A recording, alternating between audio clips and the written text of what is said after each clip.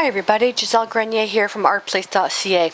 A forward apology for the air conditioner, well, actually a fan running in the background. It is so hot in here. Temperatures are going back up, and Mia is on protective duty right now because I'm by myself up here, and she's so I hope she doesn't go into I have to protect my mommy, so hopefully she won't bother us too much.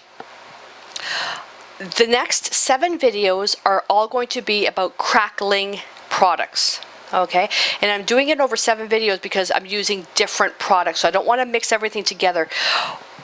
As I've mentioned before, the backgrounds, we're doing simple backgrounds. Then once the whole book of backgrounds is done with the individual layers, then we're going to go back onto those existing backgrounds to combine techniques, okay? So this is quite the detailed adventure. Because of the products that I'm going to be using for crackling techniques, and some of them are a little unconventional. It's not, the product itself is not unconventional, it's what I'm going to do to it.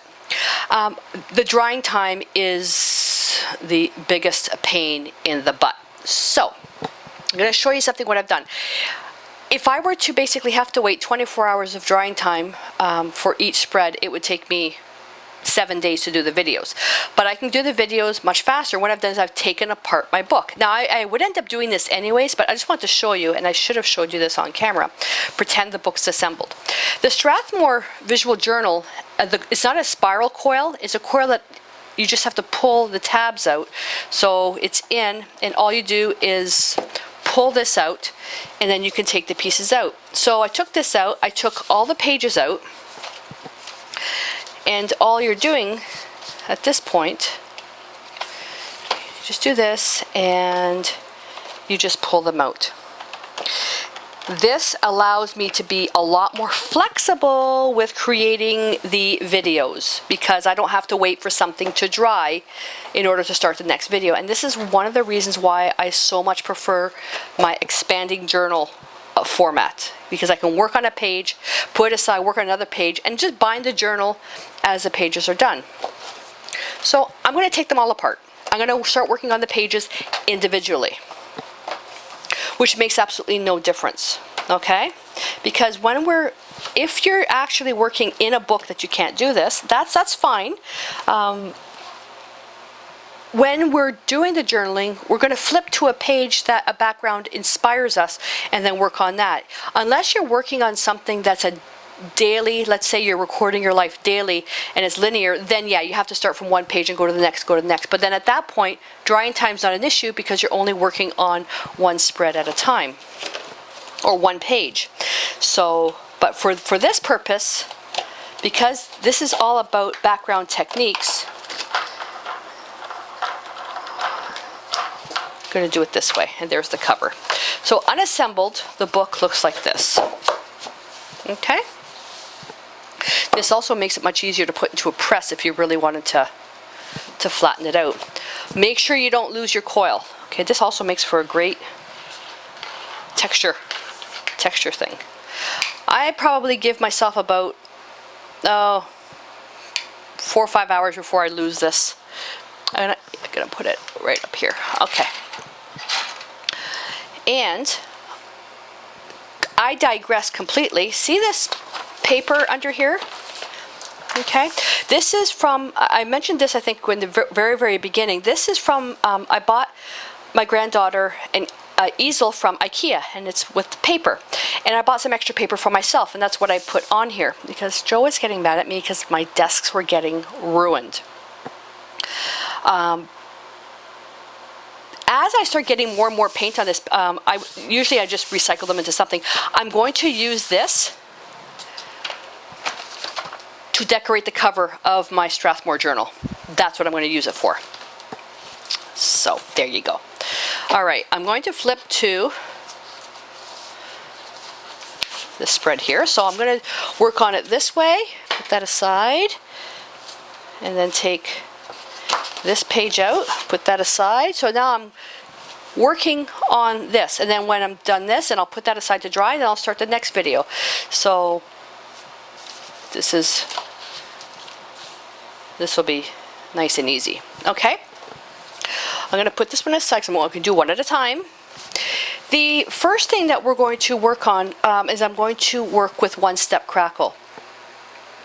I've done ATCs with this product that is just, it rocks my world. I absolutely love this, because what you can do is that you can paint whatever, collage whatever, and you pour this on, you let it sit, and then it crackles by itself, and it looks like it's cracked glass. It's just amazing. Okay, so I'm going to work with this first. But again, what I really wanted to do was collage papers and do crackling and stuff like that, but no. I want to strictly work with this, and then after all the actual individual product pieces are done, then we can start combining techniques. So I've got my piece here. So because I'm working on a really nice heavy base, okay, I can use this as I go. I was also contemplating doing an experiment to see what would happen if I did the page partly with gesso, partly with decoupage, paint, then the one-step crackle. No, again, that's combining too many things. We're going to do that after. So if you're working on a journal page that's thin, or let's say you're using my my recycled newspaper journal method, put on a 1 or 2 coats of gesso. You just use a foam brush and just slap it on. You don't have to do anything fancy with it because it's just to stiffen up your page a little bit. Okay? I don't have to do that because my page is quite thick. I'm going to put this aside for now, and I'm going to bring out some paints. I've got my paper towel, I've got some brushes, and I've got my brush basin way over here. So for colors really doesn't matter, but I want to try to mix up the things. So all the, let's say the Crackle videos, they're all using all the same colors. So for this, I'm going to be using blues. So what I have are the Decor Traditions paints. I've got sapphire blue, cerulean blue, blue gray, phthalo blue, vermilion, and I've got carbon black. And this looks different because my carbon black bottle is a really, really big one. And I just pour it into this, which is a little, Deco has these empty bottles, and this as well. So you can just fill it with whatever you want. And we're going to use this to actually age the piece inside the cracks. And you're going to black and orange. What are you going to do with that? You'll have to see. Okay, let's get started. So I'm going to start with, you see they're all just pure products. I'm going to do 2 colors on one and 2 colors on the other. So the phthalo blue is just to shift the colors. Let's just work with sapphire blue first. And so I'm going to put sapphire blue there. Oh, I might as well put the cerulean blue. Cerulean blue you can make, by the way, if you had a little bit of phthalo, white, titanium white, and a little bit of phthalo blue, and maybe a speck of phthalo green. But this phthalo blue from Decor is the single pigment one. It's PB35, so it's pure. The pure pigments are always, the pure and single pigments are always the best because they're at their strongest point, and then you can always mix them to get other colors, like blue gray. It's made with phthalo blue, black, and white. It's just the ratio you have to play with. Might as well just put this stuff out right now. The orange and black we don't need until the very, very end. All right. So what I'm going to do is I'm going to take my bristle brush. It's going to dip into a little bit of water. And you really can start with any color you want. And what I'm going to look at is I'm just going to start off now. I'm going to make sure I get the paints in the right order so I call them. Because I always get these two mixed up. So sapphire blue. And I'm just going to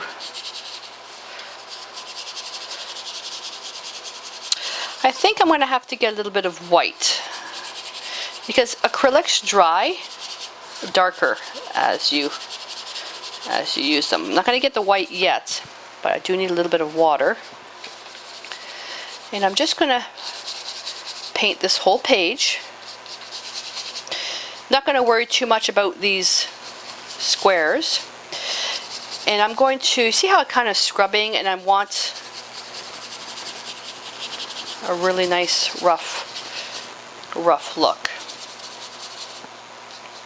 A bit more water. One of the main reasons why I like using the Traditions paints is because they are a pure pigment. They're not so thick like some of the tube paints where you have to add so much water or so much medium. They're a very even consistency, but if you start off with a paint that's too thin, you can't thicken it up without adding a medium, which then increases the transparency. I prefer to start off with a thick paint that I can quickly manipulate, which is what I can do with this one, but not have to spend so much time, adding water. And there's a lot of the tube paints are very inconsistent with their fluidity. Okay, so just something like that. Now I'm just going to pick up a little bit more water, dirty brush, okay, and I'm just going to pick up a little bit of cerulean blue. I'm going to make this very, very washy. Now, if this paint is very, very wet, wait for it to dry a little bit and then do this. And this is a glaze. I've had many people ask me, how do you do a glaze? A glaze is a layer of paint that is transparent that allows you to do optical color mixing. Physical color mixing on your palette is if you mix this color and this color. Optical color mixing is this. This color is laid on top of this color, and as the light shines through, it brings you back two different colors. So it's this color and this color, but it's in layers. The glazing is the layer of paint that you're putting on is transparent, allowing the texture from the bottom layer to show through. And glazing, I do mega amounts of glazing with my pet portraits that are in a grisaille style, where I do the pet portrait or a people portrait in a monochrome, like black and whites, or let's say just with raw umber, and then in acrylics, and then I add oils, transparent oils on top. See that beautiful? That's beautiful. Let me just get my heat gun. I'm just going to hit that for a bit.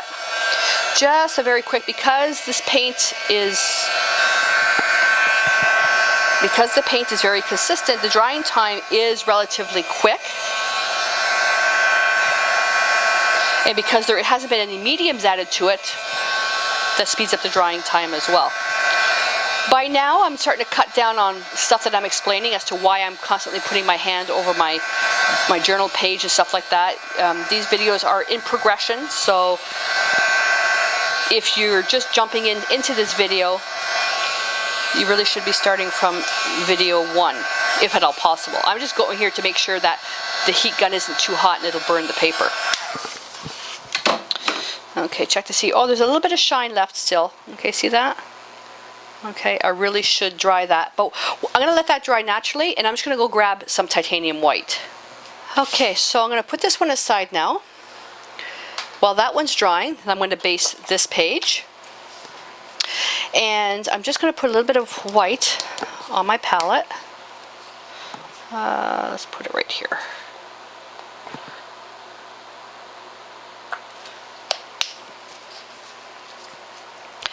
And we're still going to stick with the blues. I'm just now going to go to these blues. So I'm just going to pick up, let's see, if I want to start, let's go with the more intense on the outside and come in. So I'm going to grab some of the blue-gray and put it right here. Now, watch how much I do this. A speck. It's almost like just covering the hair of one of the bristles with phthalo blue, and put that in there. Not quite enough. Pick up a little bit more. Phthalo blue is one of those pigments that can have an overwhelming wow on it. And what I want to do is I want to make sure that it's a little bit brighter than this one here. Do it slow though. There we go. That's looking pretty good. Yeah, that's looking pretty good. Then I'm going to take a little bit of white. I want to get it fairly light. This will become more opaque as I add the white, but we're going to be using water as well. Okay, that's pretty good. Okay, so I just wanted to get that color compared first. Okay, rinse my brush, nice and damp, go into the blue-gray, and you're going to do the same thing.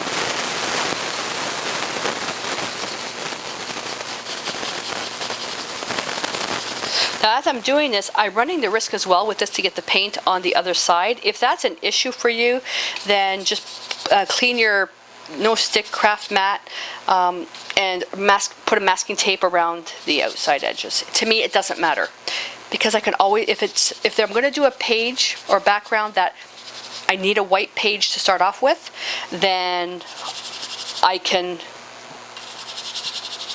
add gesso. That's the beauty of working with acrylics.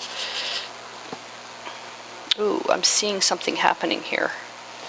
I'm seeing something happen. I'm digressing. I'm digressing. I'm digressing. Ooh. This happens, and you'll see me do this when a page is speaking to me. Literally, the page is talking to me. It's telling me what I need to do. No, I'm not crazy. For you, if you've been following me for quite a while, you know what I'm talking about, where I'm getting inspired by the shapes inside the page. Okay, so let's vignette this a little bit more. I always get inspired when using my fan brush. I used to use the Bob Ross fans, but that's more for the oil paintings, and they're a little bit more, well, no, they're a lot more expensive than these, and these, they last a long time.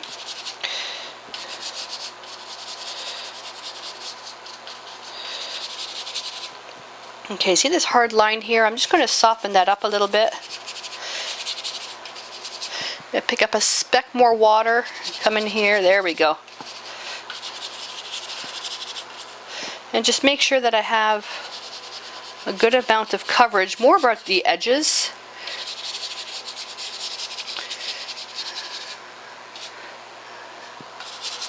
I love these colors. Okay, so now I'm going to rinse out that brush. Quite a bit of water go into this mix now, which is the blue-gray with a little bit of phthalo blue and white. And we'll see, that's way too opaque. That's still way it's because of the white, but I needed to lighten it a little bit. So I just add a bit more water. And I wouldn't typically add so much water because it'll break down the strength of the paint, but this is a background, so we're going to be okay with that. But I'm going to go in with the original thing, and it's too opaque, but you'll see what I'm going to do to it. Well, that feathers out so nicely.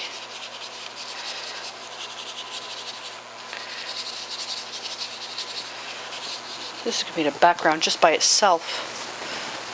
And I'm just going to, oh, you know what? Let me get a baby wipe. I have a baby wipe that I use to clean my palette, so let's just do this. And I can just pity pat it right around the middle area.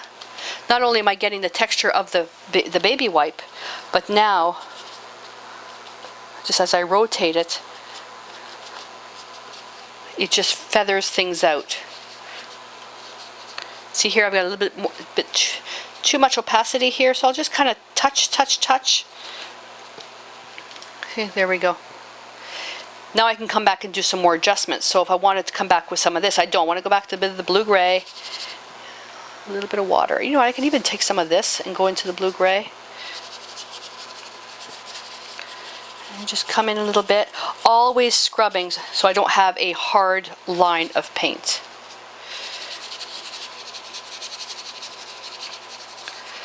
Think of like a dark storm cloud. Like if you think of it this way, like a really, really dark storm cloud.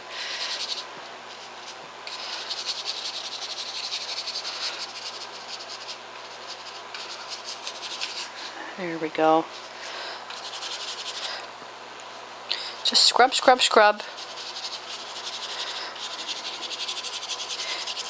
Get that edge nice and soft.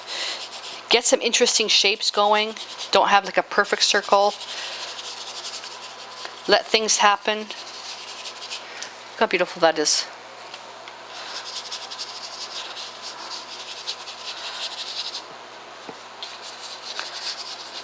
There we go.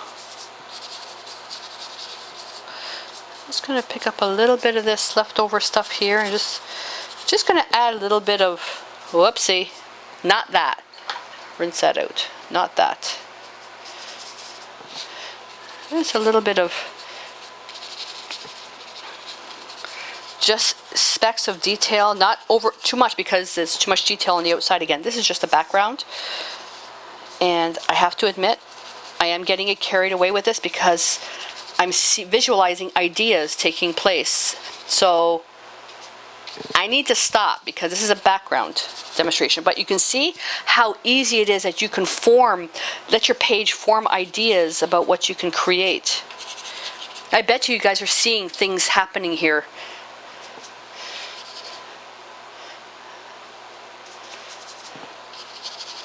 Oh, and that did it with the phthalo blue. Oh my goodness. I'm going to strategically position this because I want to use this section as well for the crackling.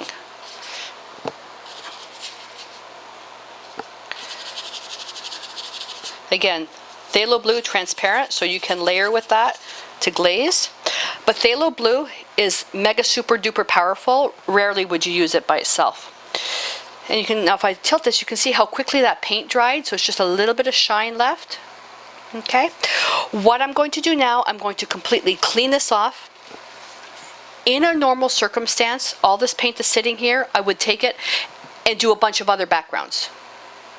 Okay, or just smush them into a journal page and stuff like that. But because I'm pressed for time doing videos, what I will do is I will put as much of these paints back into the bottles because I go through paint so fast that I don't have to worry about contaminants. Usually there's a contaminant if it's touched a medium or if it's touched a dirty water and you're putting it back in, you're contaminating the whole bottle of paint. I'm not worried about that because the set of paints that I'm using, they've been kind of separated for journaling, so I already know they're a little bit contaminated, but I'm not worried about it. Okay, so and to basically just put them back in, all I do is I just use a palette knife or painting knife and just do this. And this is basically only if I can't reuse the paints. I'm a big believer of no waste. So just put them back in. See here, there's a little bit of the sapphire blue in there. I'm not going to worry about it. But I would not do this if I was doing a pet portrait or a people portrait because the colors have to be pure. These paints are on a separate rack, which I use strictly for journaling. But if I was doing art journaling and if it was I had to paint a face or something, I would go to my other set of paints, which are pure. I don't know if that makes any sense to you whatsoever. I just don't want to waste. Okay, and phthalo blue. Phthalo blue is really important that you try to keep as uncontaminated as possible because it is a transparent pigment. It's so strong, that's why I only put a little bit out. And titanium white is another one. You almost be better off just scrapping that one or just priming a page just with the paint as a substitute for gesso. See, I got some phthalo blue in here, right here. So I really shouldn't use it. I'm going to anyways because this bottle's almost empty. Okay, and then I just take my baby wipe, my dirty baby wipe. That's why I like keep a lot of the dirty paper towels and stuff like that just for this. And then depending on the color mix, I'll let them dry and then take them apart, and it makes for amazing texture material. Okay, it makes for amazing. You know what? I'm going to hang on to this. I'm going to hang on to this, and we're going to use it in an upcoming video when I do explain, when we get into texture methods. So there we go. Okay, and then this here, you can use a kitchen wipe, or you can use a baby wipe. Might as well just show how I do this. I don't know if I've ever showed you guys cleaning the no stick palette. And spray with a little bit of water. You don't have to use a baby wipe or a kitchen wipe. You can do it just with water. One of the best purchases I've ever made. Biggest complaint, it's too small. And it is flimsy. But you know what I saw? Joe found it for me, and I am going to do a video trying to use that. I found at Home Depot. It's a barbecue mat. I swear it's the exact same stuff. You actually can put this barbecue mat, which is like this, right on the barbecue. So you know it's good with a heat gun. Feels the same, looks the same, but it's black. So I don't quite know how well that's going to pick up for filming. And for showing color mixes is probably not the best. So then all I have to do is just put this one over here, then put the black one here. I'm going to try it. It was at Home Depot. Now I'm in Canada. It was $14.95, and it was in the seasonal section. So we all know that it's going to be probably sold out soon. But this thing here, I think it's I think this is $29 at Michael's. But if you have a coupon, it's good. But I want to try that Home Depot one. It feels a little bit thicker. But this thing here, amazing. This is from Ranger. Nothing sticks. I've saved a gazillion of dollars not having to go through parchment paper. And this, you can put a heat gun on this. Okay, so there was my absolute basic thing on how do you clean your no stick palette. And I'm sure some of you out there have your own way of doing it. That's fine. Okay, I just had to kill time for the pages to dry. There we go. Alright, so we've got this one. And we've got this one. So it's almost the same stuff. Now, you see this? This is a fingerprint. That's a fingerprint. That's fine. So we're going to be using the crackling now on this. At this point, the crackling this is what's going to take the longest. Okay? I'm going to show one method. The actual product is the same product put on both, but I'm going to do one way and we'll do one the other way, and then I'm going to very carefully lift them up like this, and then I'm going to put them, I have a drying area, which is a rack where the papers could dry flat. I'm going to slip it in there, and it's going to sit overnight. One thing you want to be so careful with, okay, so careful, anytime you use a Crackle medium, I don't know if you can see this. See, this page is not straight. Okay, if I were to pour the Crackle medium in here, it's all going to puddle right into the middle. So try to flatten your page out a little bit if possible. Okay, if your page is like curled like something like this, use a removable double-sided tape. Okay, and then glue it to a piece of glass and do that. Okay, so that way it's going to be really, really flat. All right. That's what I'm going to do. I'm going to put the removable double-sided tape, or you could just use something like this. Okay, just kind of roll it, but be careful it's not too thick. You can also use tiny. You can get some scrapbooking tape that's really low, like it's really, really cheap, so it doesn't stick very well. You can use something like that. I've already got my glass pre-taped, so all I'm going to do is put this on top and then just push the corners. Okay, I'm not doing the Crackle on the outside edge, it's just more in here. Okay, so let me just, have to make sure I get the pieces right. So I'm going to put this aside. And now let's start with this one. And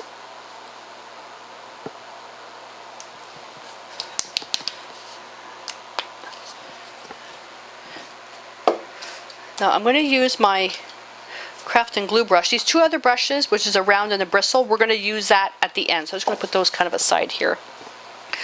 You can put this onto your palette and pick it up. I like to be more spontaneous.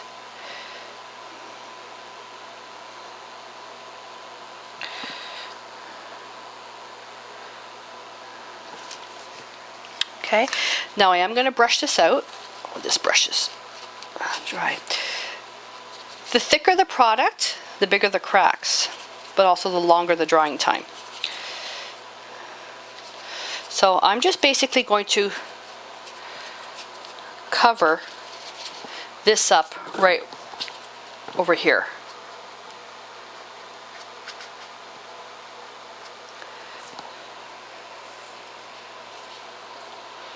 Okay, see that nice pooling there? And it's going to soften that a little bit. Okay. See that? Okay, so I'm going to put this aside now. And for now, where's Mia? Okay, she's not around. I'm going to put this on my table. Now I'm going to grab this one.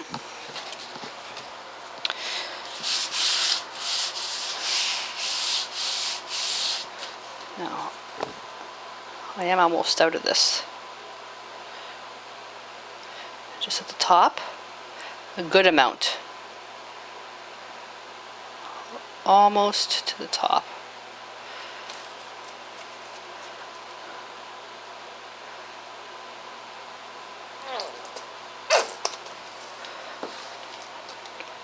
Get rid of that air bubble. And tilt it.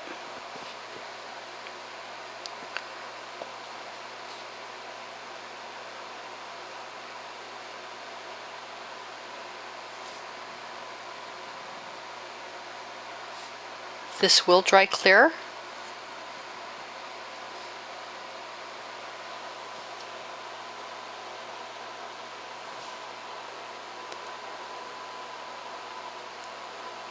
What I'm doing is I'm getting a nice even coverage. And it's thinning out here, and it's getting thicker and thicker then as it's thinning out because of gravity. And I'm going to go almost to the bottom. When it's starting to run out, then I'll just kind of turn it a bit.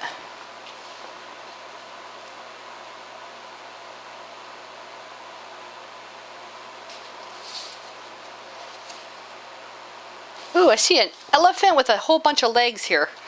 Look at that. I want to leave that the way it is because I can see an idea happening here. Okay, so I'm going to let this dry now, just like that. Now this here, it's thick on the outside. It's kind of thin and even here. I have to make sure that it's not going to warp. So two techniques, well, two different levels of thickness. So it was really thick. Okay, brushed it out to a little bit thinner. And this one here was just an even layer. But see here, I don't know if you can see this. It's bumpy here. You can just quickly heat set the outside, but I don't want to do that because you really shouldn't use a heat gun with this because you don't want the top to dry too fast. You want this to dry at an even keel. Now, depending on the thickness of this, it can dry to 2 to 4 hours, okay? But again, depends on your environment. So hot, humid environments, the product will dry differently than a cool, dry environment as well. Thin will dry much faster than a thick layer. Okay, so let's leave this for now, and I'll go on to another crackling project. We'll let this dry, and then when we come back, we'll see what we've got. It'll be completely dry, and then I'll show you how to color inside all the cracks. So I'll see you back here with this project in about 2 to 4 hours. So this took about a day to dry, but really, really, really cool. And let's see if I can get a really, really good close-up to this. Look at that. Isn't that awesome? You can see the possibilities of what you can do. Oh, there we go. This is where the glare comes in handy.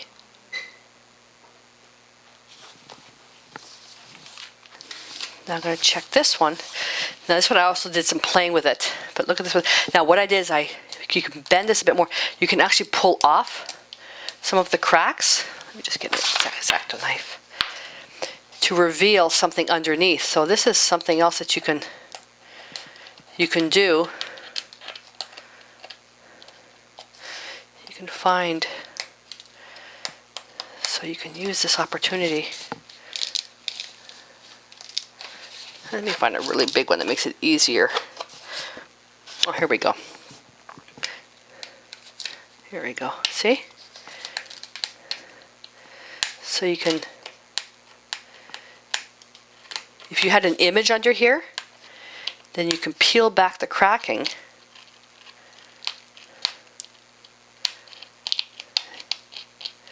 There we go. And you just pick at it and pick at it and pick at it. So you can do something like that. So So that's pretty cool.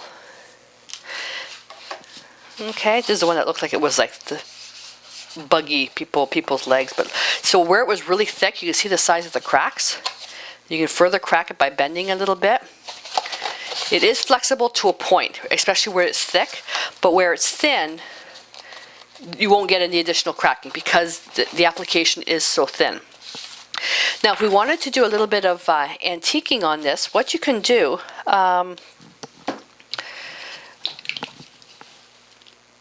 blue and orange makes a really dark, a dark black, or not dark black, a dark color that looks like black. And what I'm going to do is I'm just going to take my brush here, and we'll just do a little bit in here. And I'll just do this. Then take a baby wipe, and then just wipe it back. And what's happening is the paint goes inside the cracks, but you wipe it off the top, so you're only left with the actual lines. You can do this with glaze as well. So if I do that here, a little bit more, push it, you gotta push it right in there. Just make sure the paint is wet enough. Okay. And then you just pull that back. What you're doing is you're getting rid of the paint on the top part, but it's getting, let's see if I can get a close-up. It's inside. There we go. See, it's inside. It creates a nice dark look to it.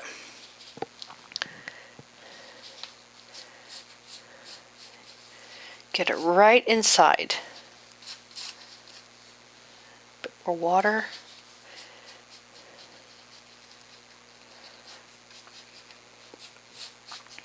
You can also play with these colors, and you can make it look like a tortoise shell, and a whole bunch of things you can do.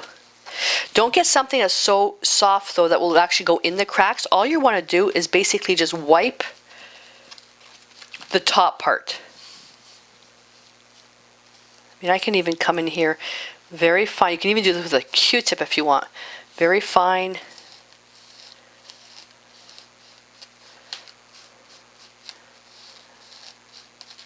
See?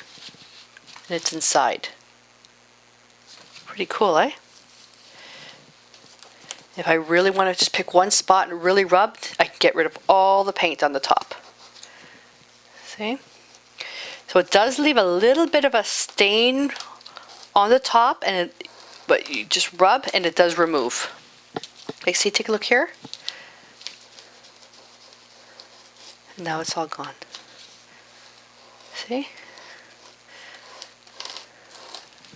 Okay, now if we did the same thing with black, a nice color to antique with is burnt umber, raw umber. Let's use black, and we'll use black on tiny cracks. Let's use this one.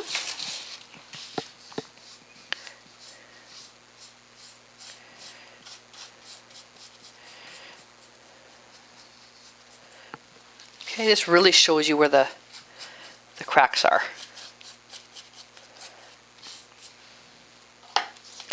I can use this, I'll just use the same baby wipe. Just patting first. You can even kind of bring this down, just a wet baby wipe. Let me zoom out a bit so you can see the whole thing. There we go. It's just going to extend the black paint there. See, it just makes it a little bit darker. There we go. That's a good angle. Looks like spider webs. So you can you can just age this a little bit more. Now remember, there's orange on there. So let me just go back to here. Go back with the black. And let's now go over the whole thing here. Oh, this one has a background underneath. This one has this background underneath, so I have to be careful.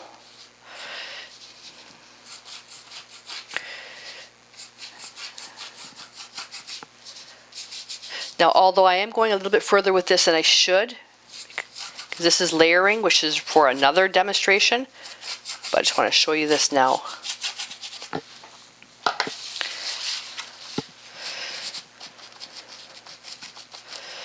This pad, and I went down here because I didn't want to have a line of, oh, look at this, that's beautiful, that.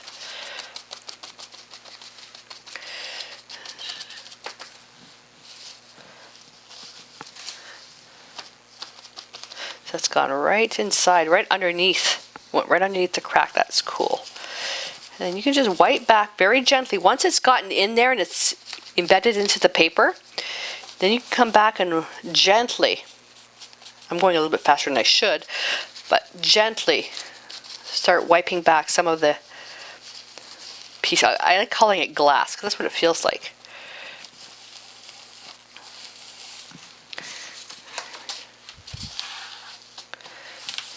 Just wipe this back here. And let me just clean this off now.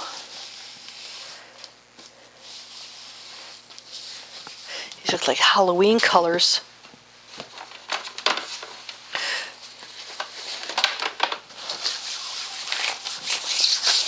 There we go. There we are. So there you go, you have a better view on that. So when you're using, let's say something like orange, this is where you're doing your optical color mixing, where the colors aren't physically being mixed together. It's the layers, and the light goes through, and you get all these different colors. So with this one here, when you're layering on top of stuff like this, the color on the actual crackle part, the flat crackle part, the color of the stuff there is transparent, and that's where you're getting the optical color mixing. But color that's going into the paper, depending on if you're putting a transparent color down, that will create another different type of layer on there. And so you can really experiment with this. Now, because these cracks are starting to break apart, because this is really thick, what you can do as well, and it's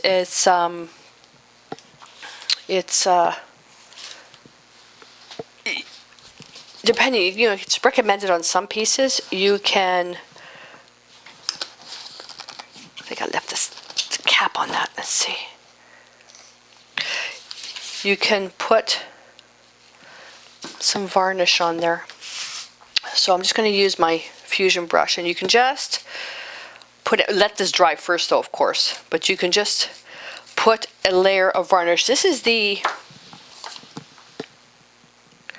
now I don't like shaking bottles of varnish because you get air bubbles. This is a Duraclear Satin. You can use gloss if you want. Gloss on camera is really hard. As you can tell, it's really makes it difficult to focus on stuff. So I try to avoid gloss when I can. You can see even just with this, the gloss, you can see the shine. But this will go into the cracks as well, and will protect the page. You can put stencil on this and then do this as a resist. And this will help prevent further cracking as well.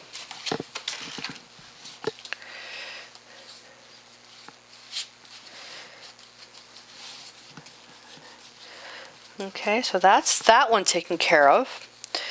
And depending on, you know, your style for varnishing, you may have your favorite brush for this. The main thing with when you're doing varnishing is a dry brush, no water. Make sure you clean it right away after that. And just layer. Thin, even layers are better than a thick, heavy layer. So this one as well, do the same thing. And come in here, and I'll varnish. Again, this should be completely dry.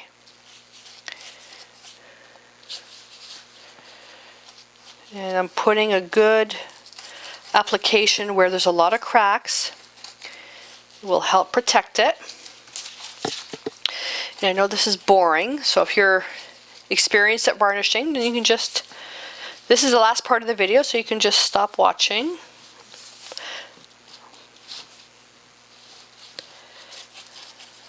There you go.